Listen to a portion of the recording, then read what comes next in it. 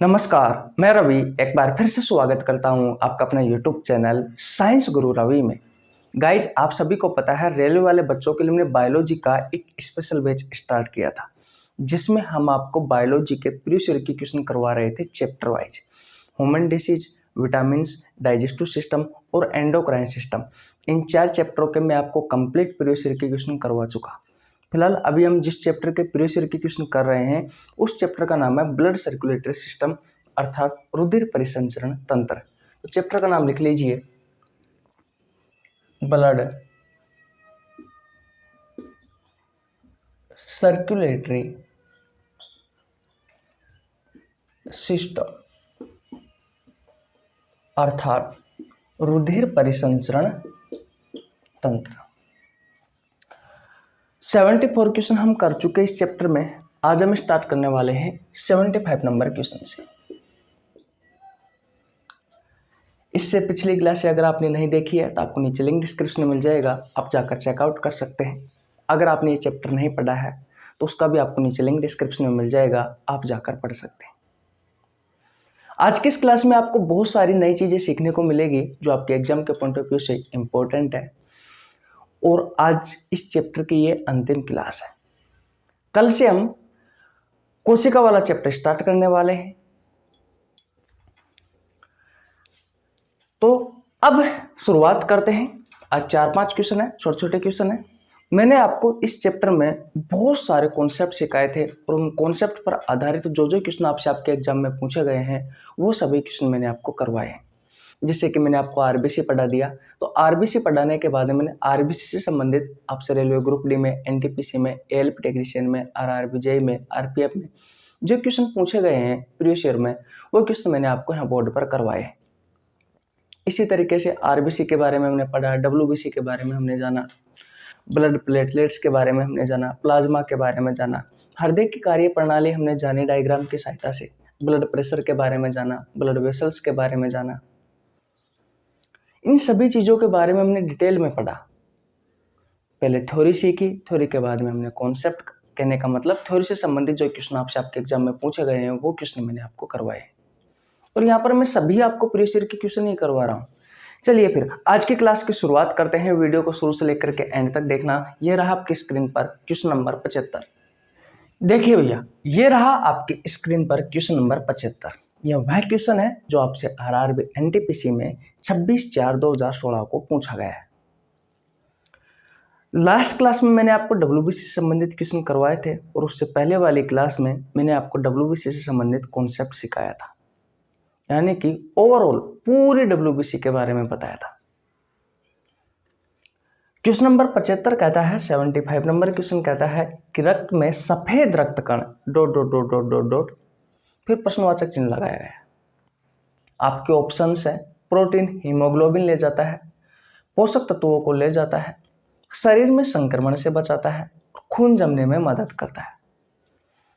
सफेद रक्त कण, आप सभी को पता है जो डब्ल्यूबीसी होती है, इस डब्ल्यूबीसी का पूरा नाम क्या है? इस डब्ल्यूबीसी का पूरा नाम होता है व्हाइट ब्लड सेल्स, यानी कि सफेद रक्त कण। और इसे और क्या कहा जाता है? इसे ल्यूकोसाइट भी कहा जाता है। क्या कहा जाता है? ल्यूकोसाइट्स कहा जाता है। ल्यूको का मतलब होता है व्हाइट, यानी कि सफेद, और साइट्स का मतलब क्या होता है? सेल, यानी कि कोशिका। तो वह कोशिका जो आपके ब्लड में है और सफेद रंग की है, वह कोशिका कौन सी है? डब्ल्यूबीसी है। यहाँ पर आपसे जो क्वेश्चन पूछा गया है वो कह रहा है कि सफेद रक्त कण, आपके रक्त में पाए जाने वाले जो सफेद रक्त कण है, फिर इनके कार्य दिए गए। क्या ये प्रोटीन हीमोग्लोबिन ले जाता है? क्या ये पोषक तत्वों को ले जाता है? क्या शरीर में संक्रमण से बचाता है? क्या ऑप्शन नंबर डी खून जमने में मदद करता है? बताओ क्या होगा इसका राइट आंसर? मैंने आपको बहुत अच्छे से पढ़ाया। इस क्वेश्चन का राइट आंसर होगा भैया ऑप्शन नंबर सी। ये शरीर में संक्रमण से बचाता है भैया, कौन? डब्ल्यूबीसी। अगर मैं आपसे पूछूं कि आरबीसी का काम क्या है?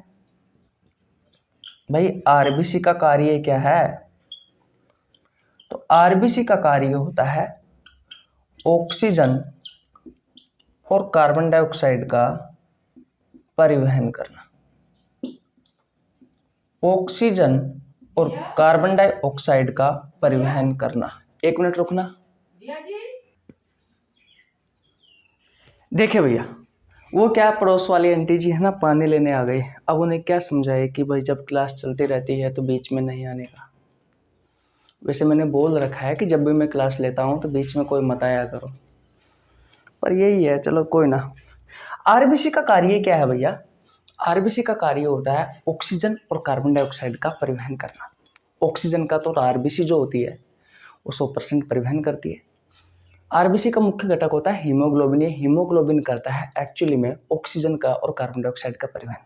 जो कार्य हीमोग्लोबिन का होता है वही कार्य आरबीसी का होता है। तो हीमोग्लोबिन 100% ऑक्सीजन का परिवहन करता है और 75% कार्बन डाइऑक्साइड का परिवहन करने में सहायक होता है।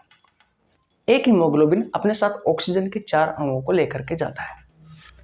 डब्ल्यूबीसी का कार्य क्या हो गया? शरीर में संक्रमण से बचाता है। भाई शरीर में संक्रमण से बचाता है कौन? डब्ल्यूबीसी। अभी आपको समझाएंगे अच्छे से। अगर मैं आपसे पूछूं कि जो ब्लड प्लेटलेट्स है,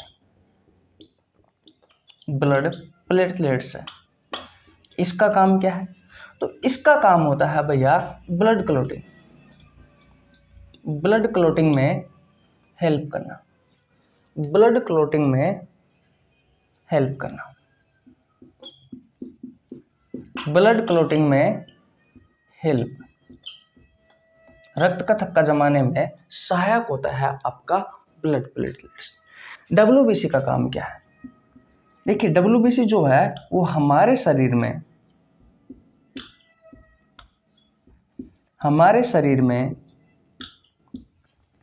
इम्यूनिटी प्रदान करती है। इम्यूनिटी प्रदान करती है। अब हमारे दिमाग में क्वेश्चन आता है कि भाई ये इम्यूनिटी क्या है? भाई हमारे दिमाग में क्वेश्चन आता है कि ये इम्यूनिटी है क्या? तो रोगों से लड़ने की प्रतिरोधक क्षमता को ही इम्यूनिटी कहा जाता है। रोगों से लड़ने की जो प्रतिरोधक क्षमता होती है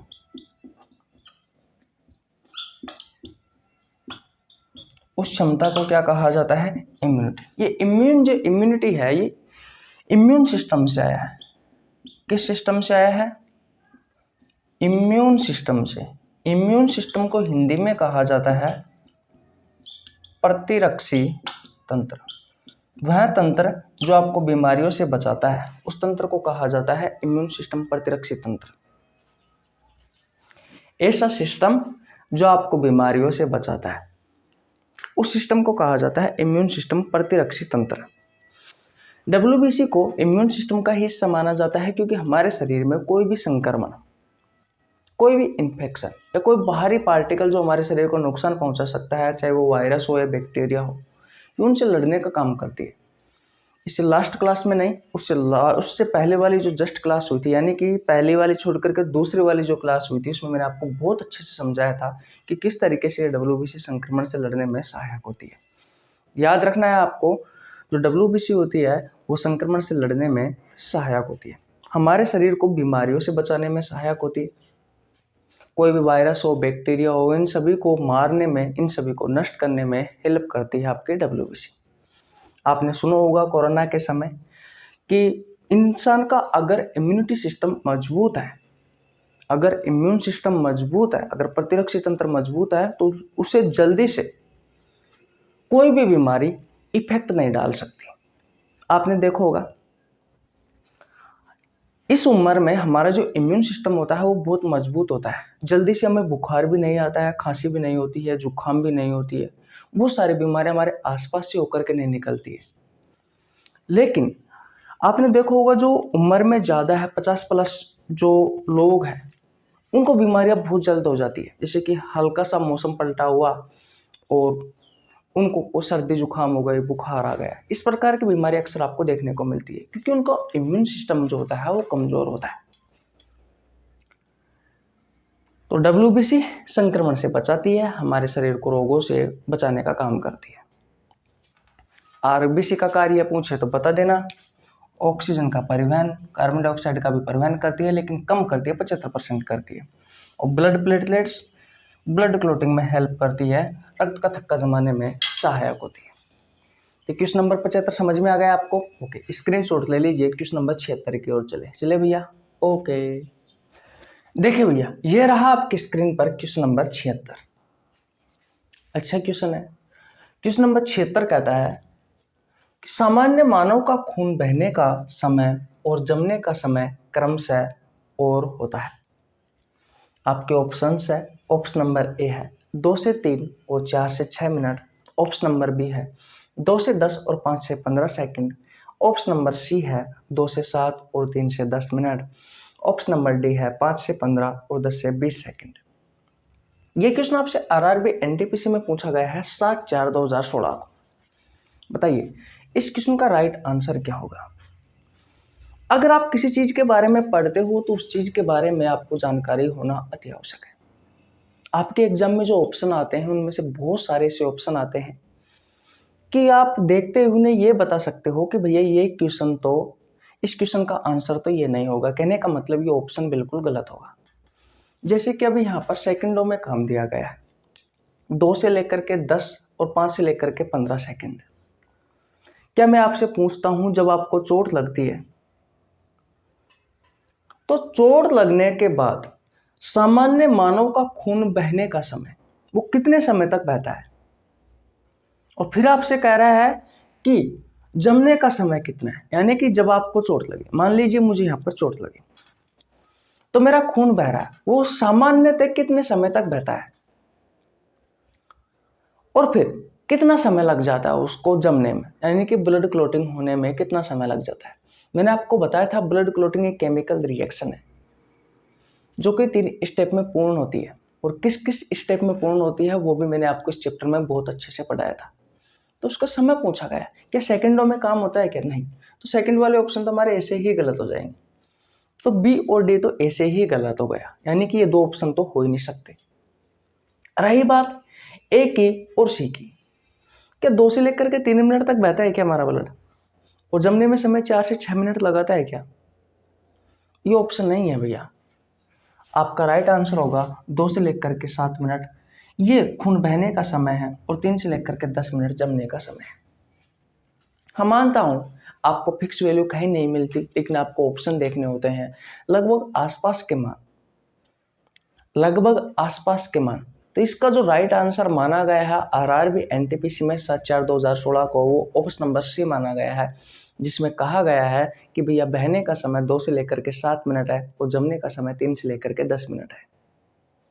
तो आपको यही करके आना है अगर आपके ऑप्शन में आता है तो। ठीक है, ओके भैया। तो अब स्क्रीनशॉट ले लीजिए, क्वेश्चन नंबर 77 की ओर चलते हैं। चले भैया, ओके।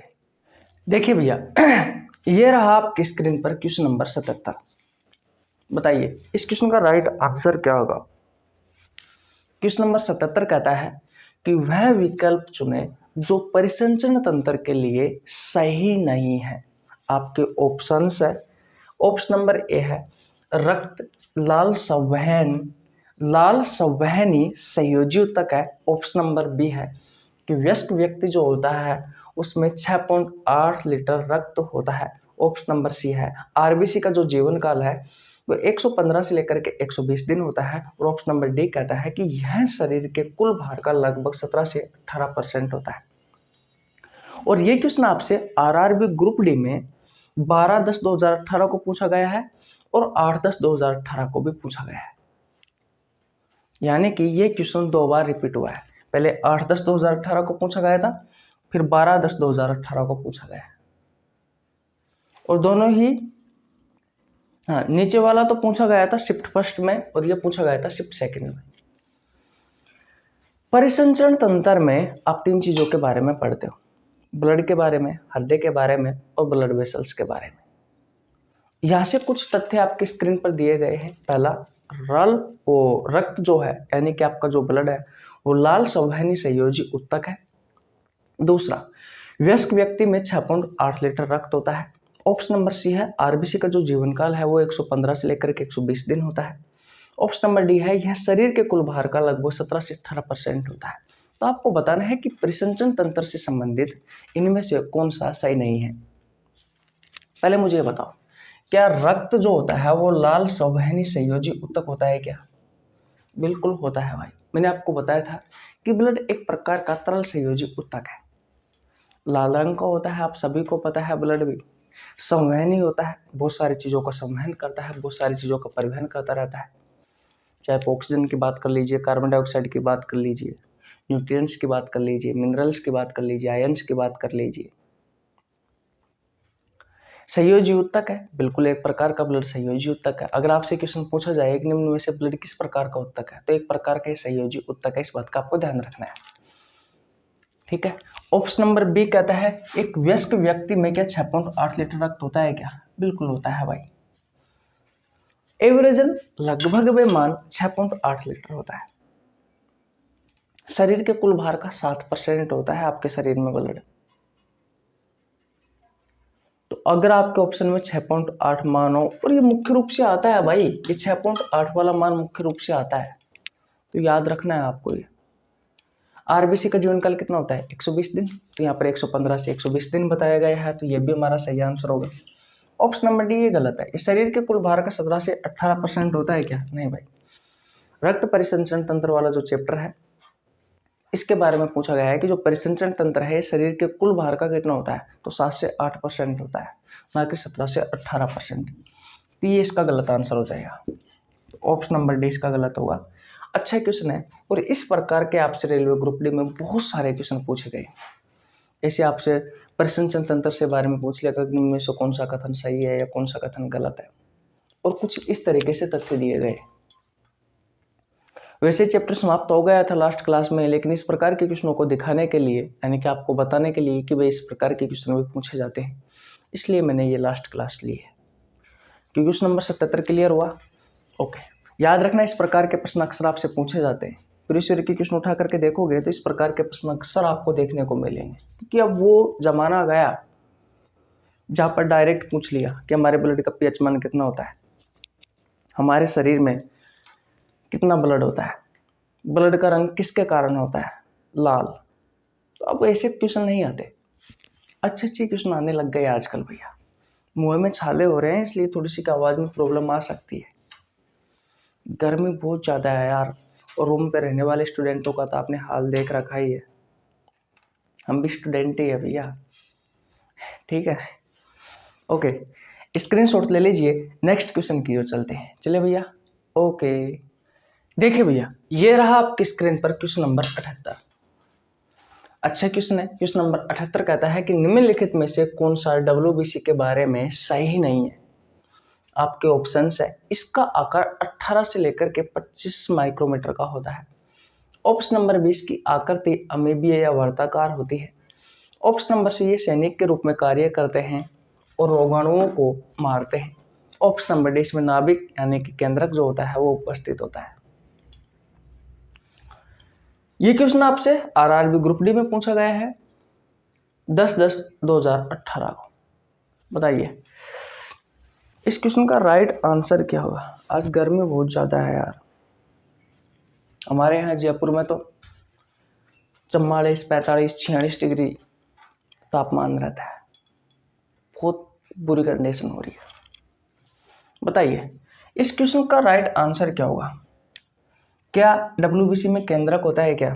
अरे न्यूक्लियस होता है क्या डब्ल्यूबीसी में? स्तनधारी जो होते हैं उनकी आरबीसी में केंद्रक उपस्थित नहीं होता है, लेकिन कुछ अपवाद है। ऊंट, लामा, जिराफ, उनकी आरबीसी में केंद्रक पाया जाता है। लेकिन मैं डब्ल्यूबीसी की बात करूं तो डब्ल्यूबीसी में भैया जो न्यूक्लियस होता है, जो केंद्रक होता है, वो उपस्थित होता है। उपस्थित होता है, इस चीज का मैंने आपको बहुत अच्छे से सिखाया था, तो ये सही होगा। ऑप्शन नंबर सी, डब्ल्यूबीसी को मैंने सैनिक कोशिका भी कहा था, बॉडीगार्ड सेल भी कहा था, लड़ने वाली कोशिका भी कहा था, सफाई कर्मी कोशिका भी कहा था, इम्यून सेल भी कहा था मैंने डब्ल्यूबीसी को। इसके अलावा फेगोसाइटिक सेल भी कहा था। तो बहुत सारे उपनाम लिखवाए थे मैंने डब्ल्यूबीसी के। मैंने आपको WBC के बारे में पढ़ाया था, तब यह भी बताया था कि यह सैनिक के रूप में कार्य करती है। जिस तरीके से सैनिक अपनी बॉर्डर की रक्षा, अपनी सीमा की रक्षा करता है, ठीक उसी तरीके से WBC जो होती है हमारे शरीर की रक्षा करती है, रोगाणुओं से लड़ने में मदद करती है। कोई भी ऐसा बाहरी पार्टिकल जो हमारे शरीर को नुकसान पहुंचाता है, उनसे लड़ने का काम करती है। कोई वायरस हो सकता है, कोई बैक्टीरिया हो सकता है। तो ऑप्शन नंबर सी भी सही होगा। क्या इसकी आकृति अमीबीय होती है क्या, या फिर वर्ताकार होती है क्या? बिल्कुल, मैंने आपको बताया था कि जो WBC होती है उसकी आकृति कोई फिक्स नहीं है, अमीबा के समान होती है। अमीबा एक कोशिकीय जीव है, ये ऐसे जीव है जिसका शरीर सिर्फ एक कोशिका से मिलकर के बना हुआ होता है। और अमीबा की जो आकृति होती है वो फिक्स नहीं होती, ये किसी भी शेप में हो सकती है, किसी भी शेप में हो सकती है। इसलिए WBC का आकार भी अमीबा के समान ही होता है, ये भी किसी भी शेप में हो सकती है। इसकी आकृति कोई फिक्स नहीं है, ये वर्ताकार भी हो सकती है, ऐसे भी आपको मिल जाएगी, ऐसे भी आपको मिल जाएगी, ऐसे भी आपको मिल जाएगी, ऐसे भी आपको मिल जाएगी। तो इसका कोई शेप फिक्स नहीं है भैया। भाई इसकी जो आकृति है, भाई इसकी जो आकृति है वो फिक्स नहीं है, इस बात का आपको ध्यान रखना है। हाँ, लेकिन आकार के बारे में पूछे, साइज के बारे में पूछे, तो जब इसकी आकृति ही फिक्स नहीं है तो आप साइज कैसे बता सकते हो इसका? तो क्या 18 से लेकर के 25 माइक्रोमीटर होगा क्या? नहीं होगा, ये गलत है। तो यही इसका राइट आंसर हो जाएगा, क्योंकि आपसे पूछा गया है कि WBC के बारे में सही नहीं है, तो ऑप्शन नंबर ए होगा। जब इसकी आकृति ही फिक्स नहीं है तो आप उसका आकार कैसे बता सकते हो? नहीं बता सकते ना, तो इसका राइट आंसर यही होगा। ये क्वेश्चन ग्रुप डी में पूछा गया है 10/10/2018 को, अभी लेटेस्ट ये क्वेश्चन करवा रहा हूँ मैं आपको। इतनी बात समझ में आ गई, स्क्रीनशॉट ले लीजिए। लास्ट क्वेश्चन की बात करते हैं इस चैप्टर का। चले भैया, ओके, देखिए भैया, ये रहा आपकी स्क्रीन पर question number 79 number question. Haemoglobin में निम्न में से कौन सी धातु मौजूद होती है? अब मैंने आपको पूरा चैप्टर पढ़ा दिया है, प्लाज्मा के बारे में बताया था, हीमोग्लोबिन के बारे में बताया था, RBC के बारे में बताया था, WBC के बारे में बताया था, और बहुत सारी चीज़ों के बारे में बताया था। ये क्वेश्चन आपसे RRB ग्रुप डी में पूछा गया 5/12/2018 को। इस क्वेश्चन का राइट आंसर आपको देना है। ये आपके सामने ऑप्शन लिखे हुए हैं, कमेंट बॉक्स में इसका आंसर दे दीजिए। चैनल पर नया तो चैनल को सब्सक्राइब कर लेना, बेल आइकन को प्रेस कर लेना, ताकि आपके पास हमारी वीडियो का नोटिफिकेशन टाइम टू टाइम पहुंच सके। कल हम सेल वाले चैप्टर के प्रीवियस ईयर के क्वेश्चन करेंगे, जो आपसे रेलवे ग्रुप डी में, NTPC में, ALP टेक्नीशियन में, RRB JEE में, इन सभी एग्जामों में जो क्वेश्चन पूछे गए हैं वो सभी क्वेश्चन आपको करवाएंगे। ठीक है, ओके, तो मिलते हैं नेक्स्ट वीडियो में। तब तक के लिए जय हिंद, जय भारत, राम राम।